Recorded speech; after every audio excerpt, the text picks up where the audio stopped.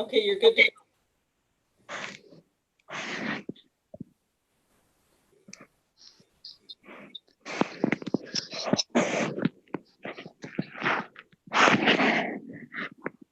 All right, so we all here?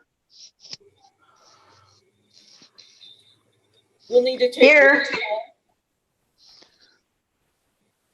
Okay, can we call this meeting to order then? Yes, at 5:02 p.m.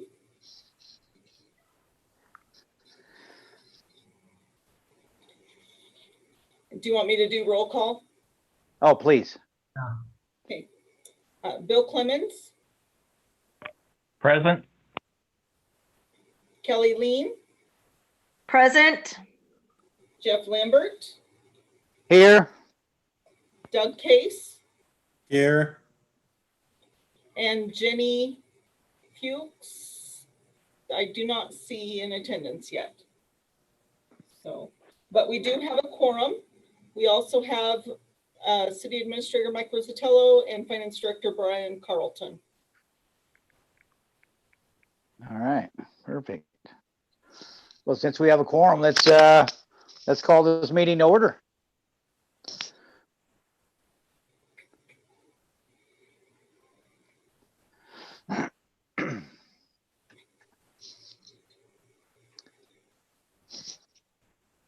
Okay, first on is approving the minutes from the last meeting.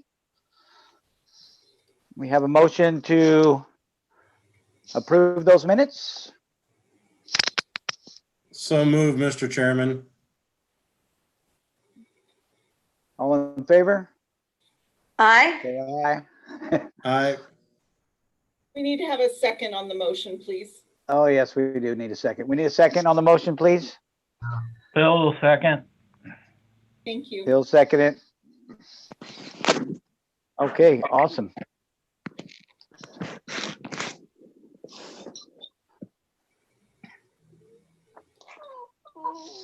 Oh, and Kyle Tarbett has just joined us.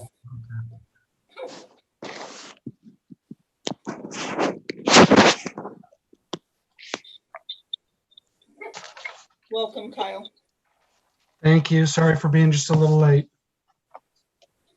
All right, yeah. Welcome, Kyle.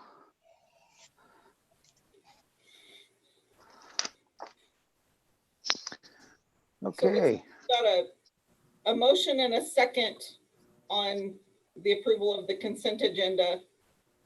We need to have everyone vote again because we have seconded first.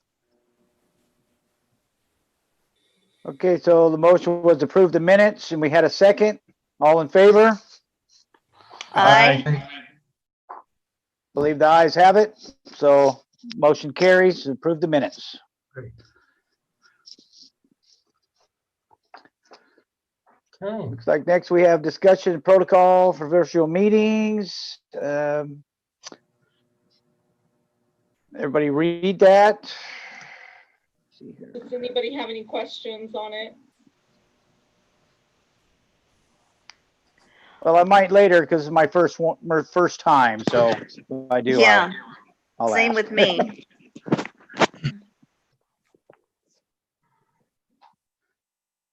Okay, so let's go right to the draft of the capital facility plan. Michael? thank you. As you know, I always try to run this through our various advisory boards and commissions every year. It will not go for action this meeting, but will go for action next month. So please just review it. If you have any questions, please let me know. Lisa, maybe if you could click on the summary document. The summary document, this basically provides just an overview of everything. If you want to take a look at the booklet, they have booklet documents in there too. But this just goes over what we're trying to do next year and then what we're trying to aim for the next couple of years. So any item that's colored green under status will be budgeted for next year. Anything under the orange color is planned for within the next 6 years, and it's under that respective column. So on page 1, administration basically fix up flooring on the community development side. Under fire department, we're actually aiming to contribute for a regional fire tower because we've been using this old one that City of Walla Walla had for the last like 35 years, and it's actually to a point of being condemned, so it has to be replaced. So District 4, the City of College Place, and Walla Walla are both contributing to that. Also, staircase on the east side of the fire department has to be replaced. That's going to be outdated and the ADA issue. And then also some issues with the fire department HVAC. So that's the fire department, police department.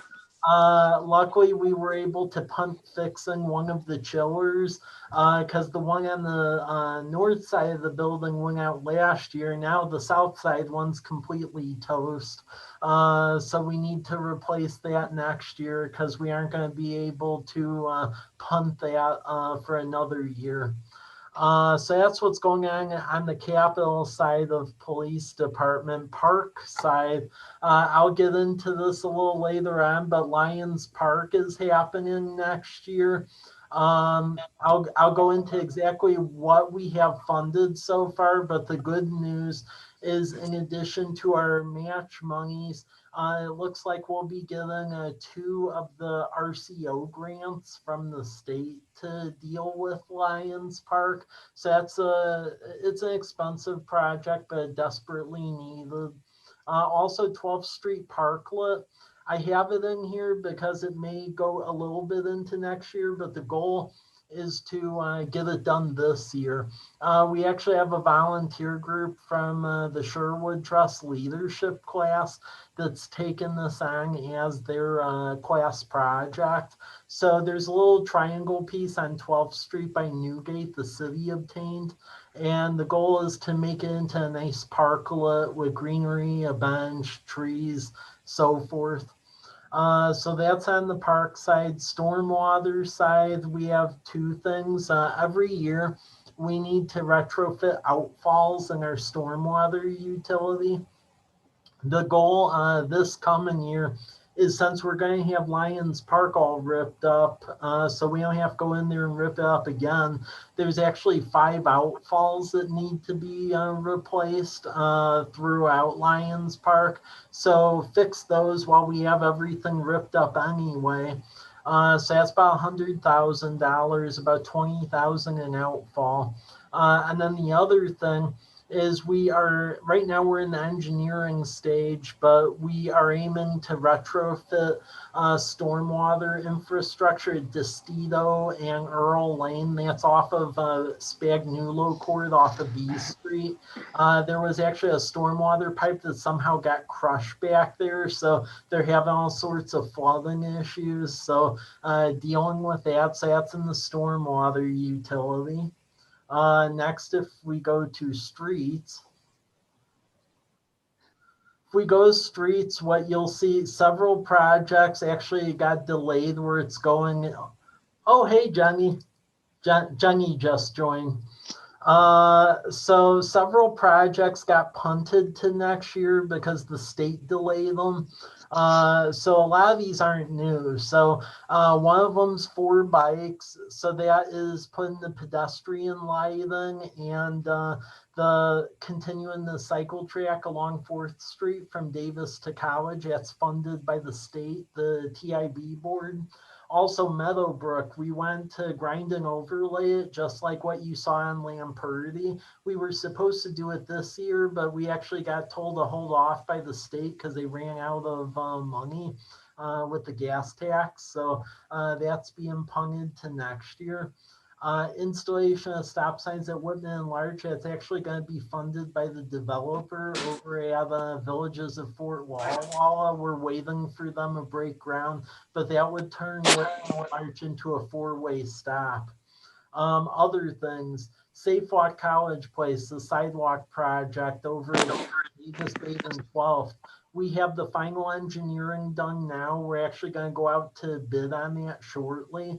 So that way we can build sidewalks in the spring and get that grant spent. Crosswalk improvements in front of the post office. I have a request into WASDOT to go get some grant money to put a rapid flashing beacon and maybe some bump outs to make it safer because that's getting to become an issue. Chip seal program, basically chip seal the roadways up around Highland Park because we're getting near changing out the water services up there. So making sure pavement's nice and uniform. And then block resurfacing program. This is a newer concept, but it's one we really should do. So I've noticed since I've been here pretty much every year, we've had a block of roadway that's just completely toast where the chip seal has failed and it needs to be resurfaced. So one year it was Elm Street off of 4th. The other year it was Broadway over by Happy Wanderer. So I'm trying to formalize it where it's actually a funded program where every year we try to deal with one block of road. And that would be funded by our real estate excise tax. So that is what you see there. So that's in our street program.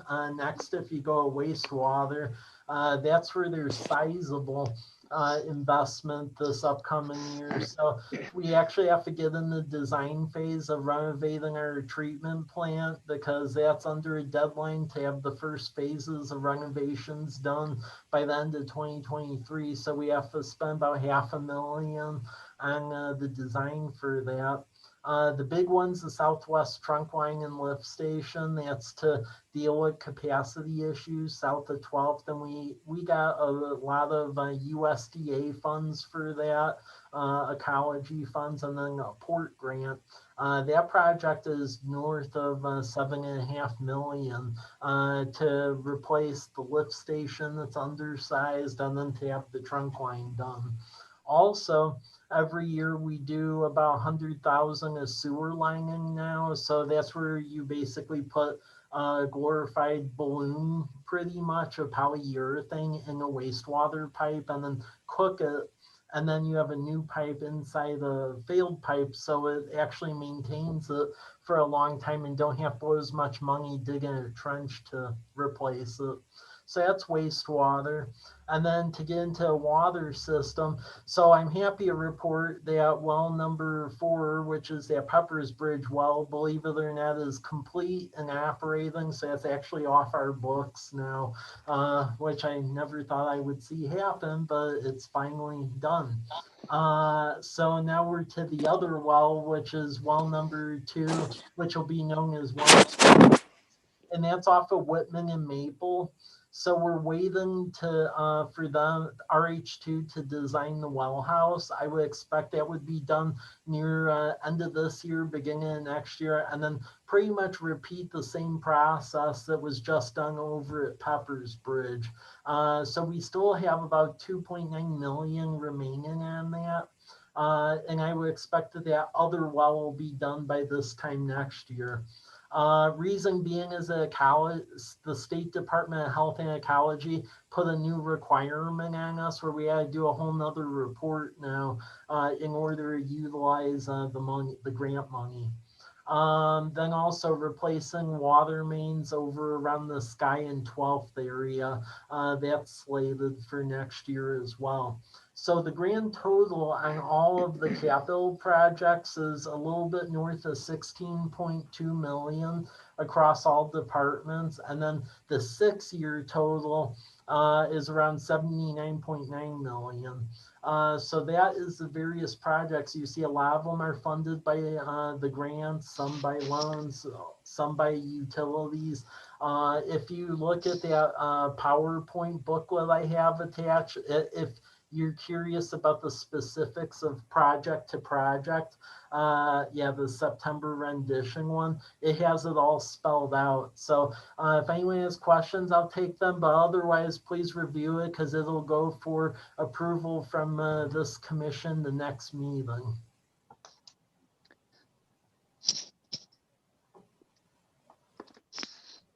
Well, very good, Michael. That's a lot of stuff. That was laid out really well. Thank you. Yep. Yes. Okay, definitely review that. Okay, Mike, let's go to the traffic box wraps. What's that about? Okay, so traffic box wraps, just making sure this advisory body's aware of this. So one of our newer businesses in town, P1FCU, which is the new credit union that's inside the Walmart, they wanted to sponsor some community projects. So they've sponsored this in other cities. So it's putting pieces of art on those traffic utility boxes, those gray ugly ones that are right by the stoplights. So the city council gave permission to essentially partner with P1FCU because they're actually going to provide the funding to not only design the traffic wraps, but then also to pay artists various stipends to do this art. So you'll see the respective entries. This is what we're thinking of putting on the traffic boxes. It just makes it for a nice public art project. And all these would be up and down College Avenue from Lamperty up to like the stoplight over at Whitman. But these traffic wraps are durable. They last about roughly 5 to 6 years or so. Kennewick and Pasco has done this before. Quite a few cities have. So I just want to make sure that this body was aware of it since it is going to be installed within our main downtown business district, especially at the key intersections. And if anyone has any questions or comments, please let me know.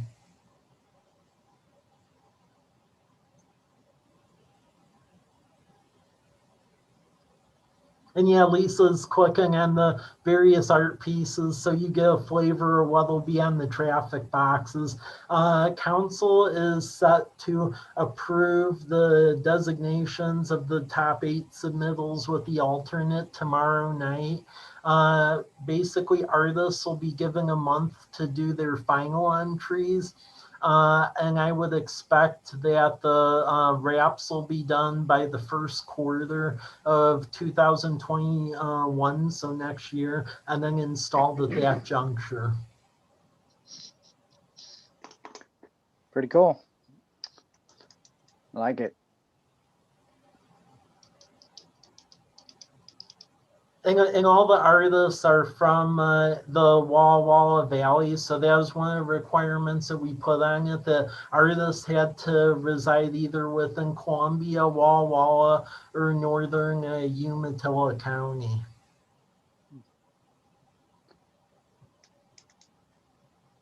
All right, thanks for letting us know that, Mike. That's a Okay. neat project. Yeah.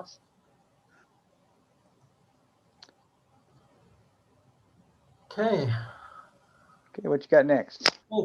The next one, just I would say read on your own time, just a map article about the uneven business recovery throughout the United States. So just let everyone know, this article basically evaluated businesses opening, businesses closing.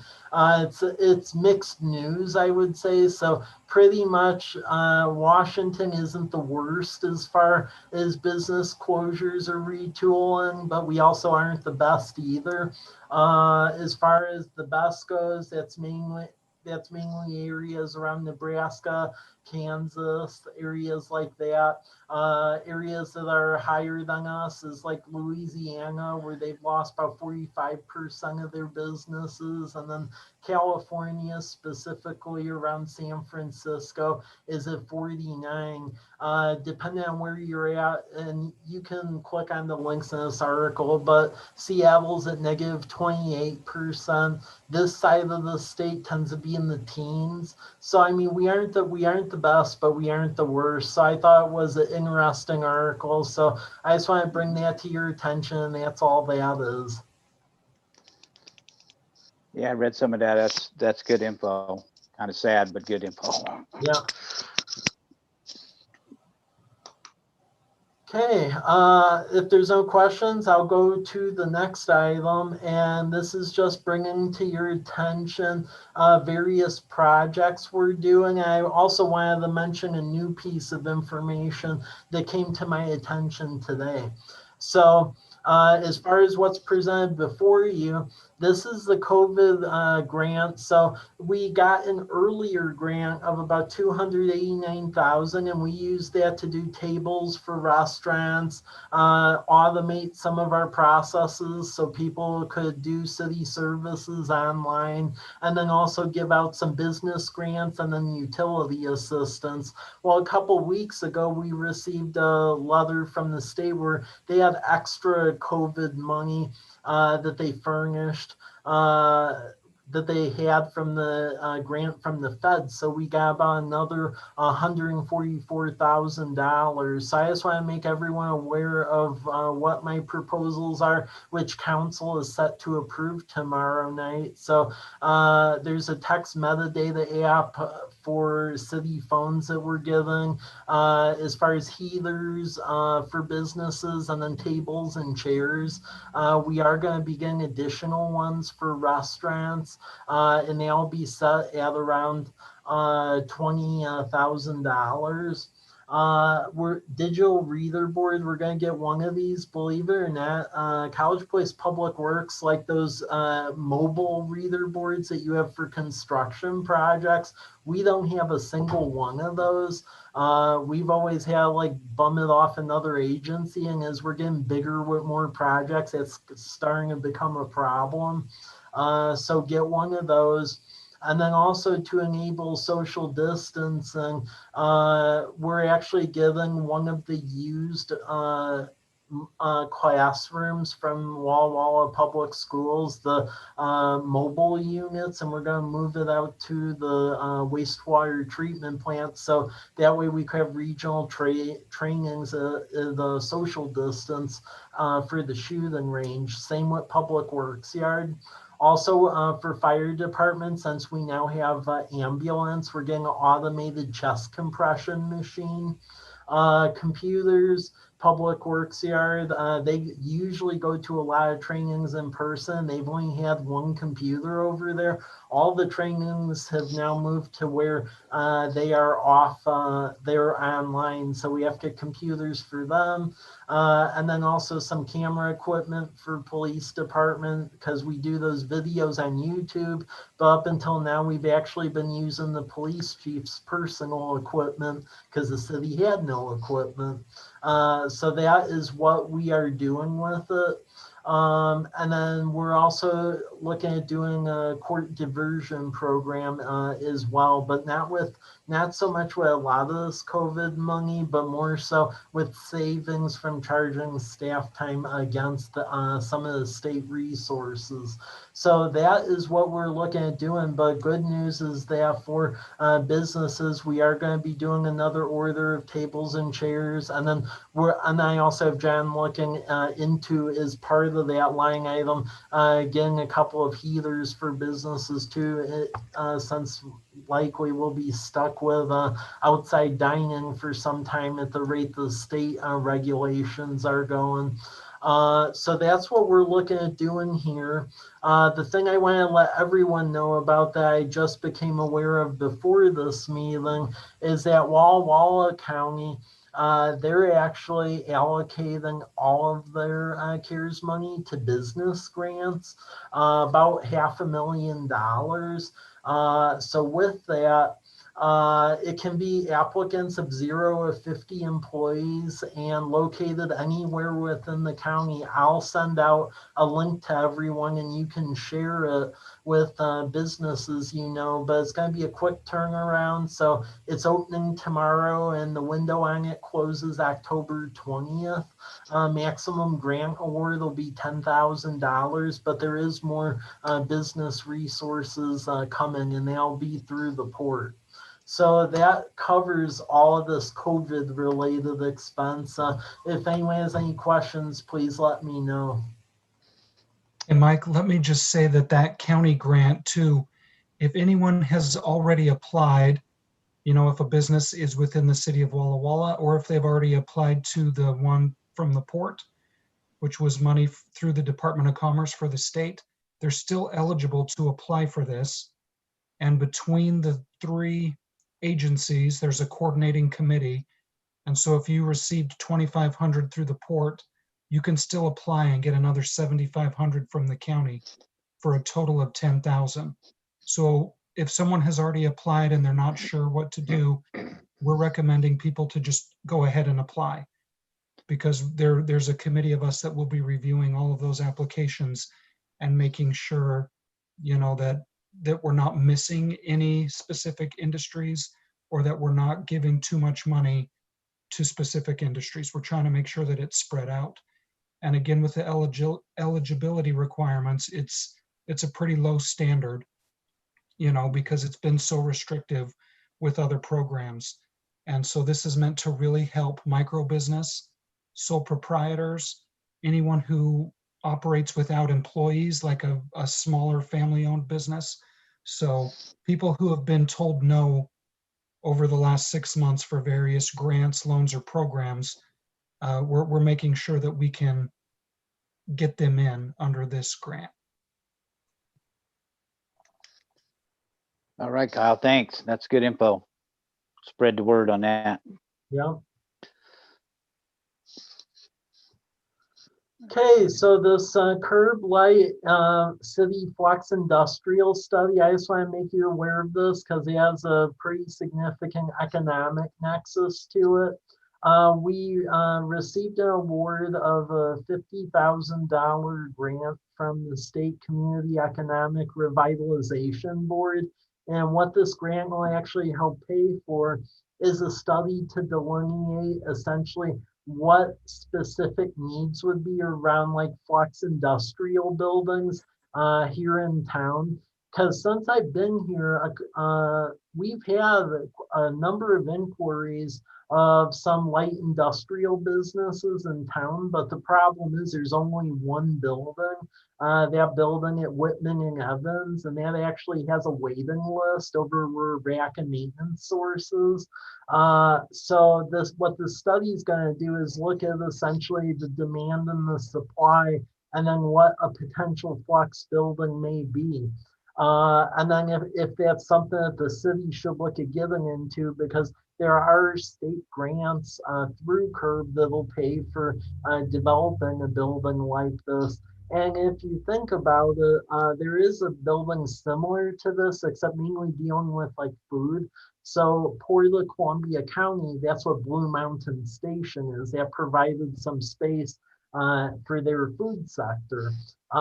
So think of it like that. So this study is going to look at some of our industrially zoned lands, which includes Martin Airfield, because there is an opportunity for development at the far west end of that property, and that's zoned industrial, or there is some land that could accommodate that off of Rose Street in Damson, the Guglielmi property. So just evaluating those two, what the needs are, what the building should look like, and if it's something that we should look at going towards. So that work will be going all throughout next year. We're happy we got a grant to pay for it. Because from definitely in the years I've been here, it seems to be a need where there's an interest in coming here, specifically into College Place, especially by a lot of alumni from the university. But it just seems like that there's a lack of supply for those industrial buildings. Any questions or thoughts?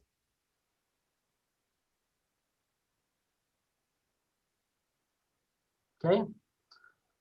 Okay, hearing none, I'll go to the next item. And I alluded to this earlier. I'm just trying to keep all of our advisory boards aware of this because it's a moving target.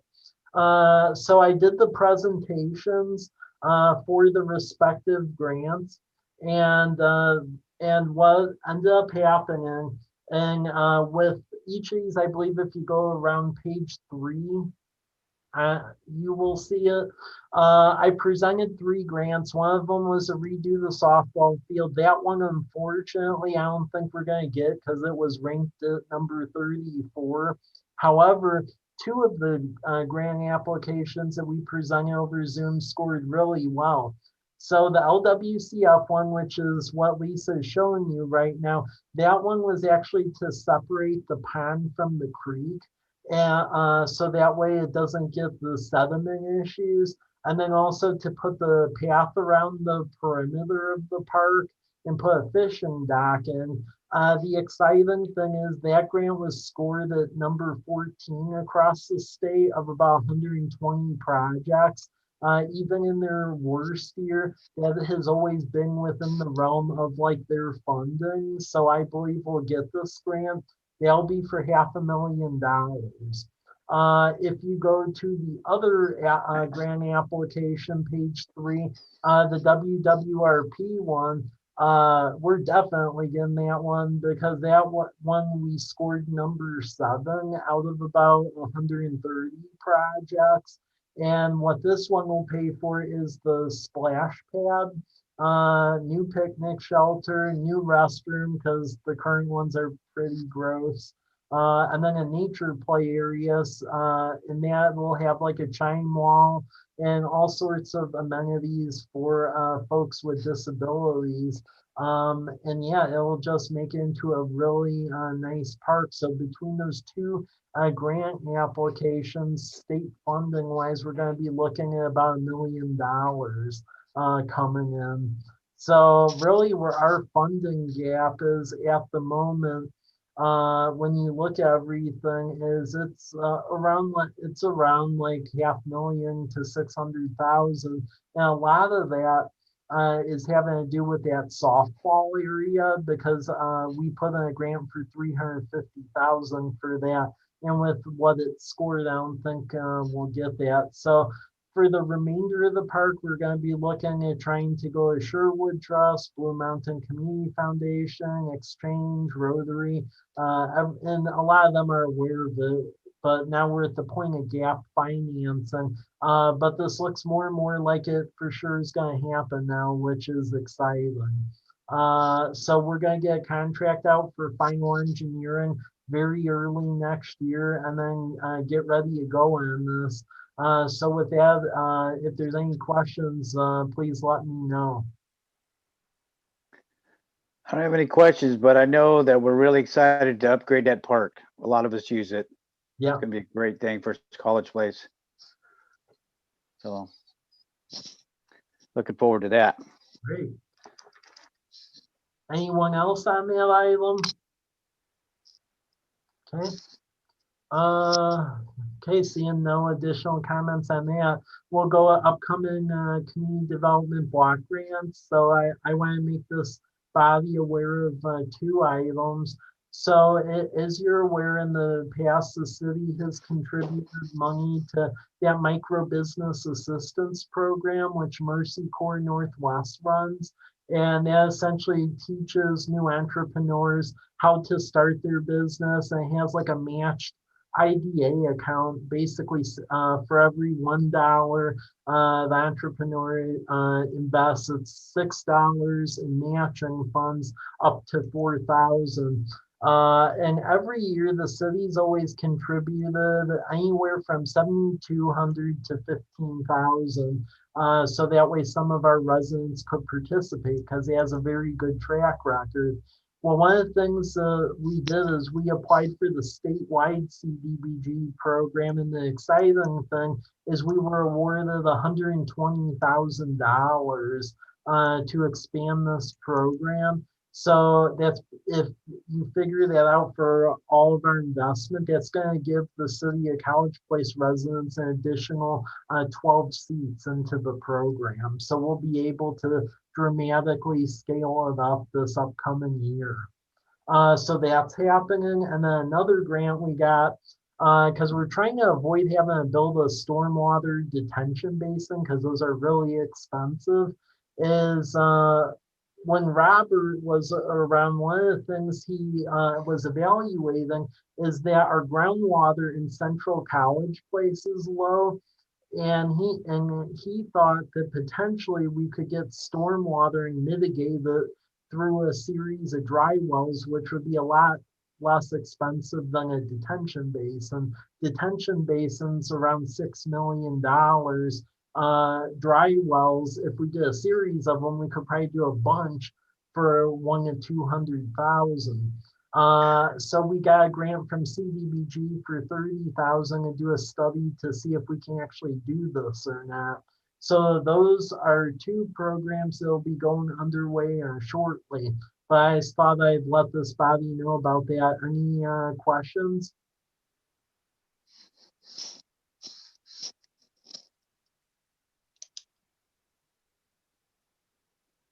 Okay, hearing none, I'll go to the last item, which is the development tracker document. Several things, and I'm sure you could picture this, but they're on hold pretty much just because of the economic situation. So a couple of the things, so Project CK, which was a gas station, that's on hold. They're still looking. Project HM, that's the Hot Mamas one. They're going to be looking, they're basically have site plan approval, but they're awaiting engineering drawings. So it's going to be a bit, but they're moving along. Project FM, they're still interested. They're waiting on Southwest Sewer be completed. That's the driver. So really that's what's holding up that one. Project EK, that's on hold. The Rural Library District, we've lobbied the governor for a while on this. He finally changed the rules for phase 2 counties. So libraries can now reopen at 25% capacity. So as soon as Rhonda gets back from Wisconsin, they're going to figure out how to open up the new College Place branch at Meadowbrook. So I'd expect within the next week. Project W and D, those are on hold as well. Project Flight, Terragon's still doing a lot of work out there. So we do what we can help them out. We monitor the situation. Project GW Goodwill, they actually put a sign up on the piece of land to show that they are coming. They're just on a little bit of a delay because liquidity due to a lot of their stores being closed, but they're still planning to work on it next year, so we aren't losing them. The portables over at Davis, those are done in there, so that's good. Project Food Cart, that's taking a little bit of a twist. So the Bells were looking at doing a bunch of food carts, working with Chris Murray, with Murray's Rustic Pie and others. Since that time, a lot of the food cart providers have retreated a little bit, and then Chris is doing really good at his C Street location. So I've been working with the Bells to figure out how to do a mixed use structure and take advantage of that Catalyst program, which we created earlier this year. So I believe something will be coming up soon, and that's the site at the southwest corner of 8th and College. Going on the residential side, Homestead, the back roadways being installed, the storm ponds being constructed. I'm expecting shortly that we're going to see building permits for that.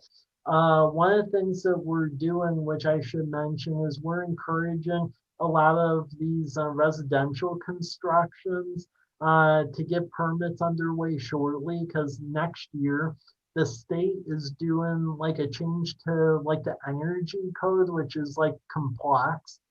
And if the permits get filed this year or very early next year, it's vested under the old state building code. So just a consideration. Other things, Villages of Fort Walla Walla, they're still going to do it. However, it looks like they're trying to get better bids from the construction industry just because of how the environment's changed. So they have told us that they just have a bid out for a new general contractor and get back with them next month, but they own the property. It looks like it's happening. Stepper Edition at the end of Maple, the structures are there. It continues. Country Estates, it's going through site plan process. Sermon development, actually, I got a change on this. It just came through about a half hour ago. They're actually filing the permits late this week to start on that. So that's going to be about 40 apartments off of Spitzenberg. It's that U-shaped house across from Wenzel Nursery. So basically, they'll be demolished and then they'll build apartments over there. Miri development, some of the properties are being sold, the others are figuring out how to subdivide, so that's ongoing.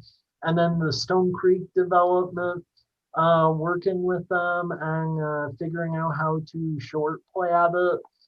They're going through the short plat process, so that's basically where you divide one property into 9 properties if you have the acreage for it. Main reason is with the economic climate, there isn't really that one developer anymore. They'll just buy 200 acres. So they're divvying it up into like 20 acre chunks. So that way it can be positioned easier. So that's what's going on with that. Hamby, that's the apartment complex up on the hill. The construction continues and they're going to permit that ahead of time. Some of their buildings that are coming up because of that energy code issue. And then Whispering Creek, that's that property off of 8th Street near Lions Park. Home construction continues and that's going along nicely. All the infrastructure's in place. So that gives you a little flavor on where we're at as of now with the various projects. So residential still is cooking. Commercials a little bit of a pause because of the economy, but it looks like it's eventually going to pick back up. Like not everyone's canceled projects. So with that, any questions or comments?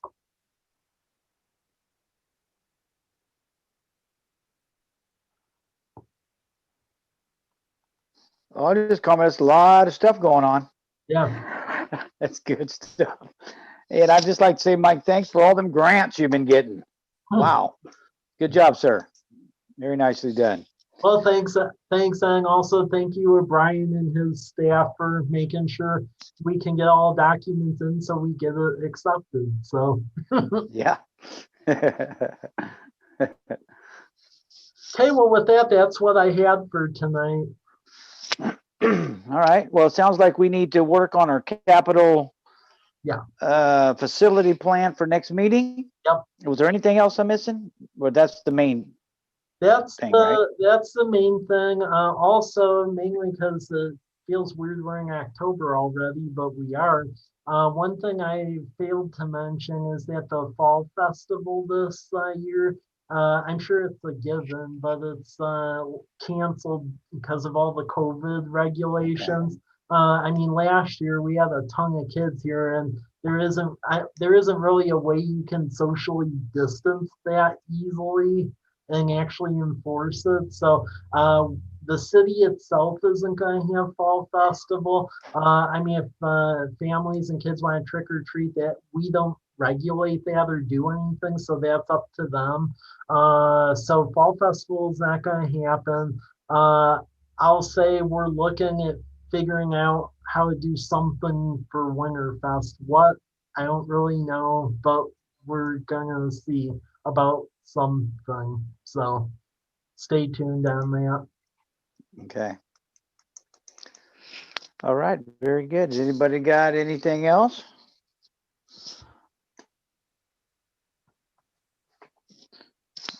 Take it that's a no. Mike, you got anything else? No, that's all I have. All right. So we will meet again on November. What's your calendar look like? No, November 2nd, which would be the first Monday, as long as everyone can make it.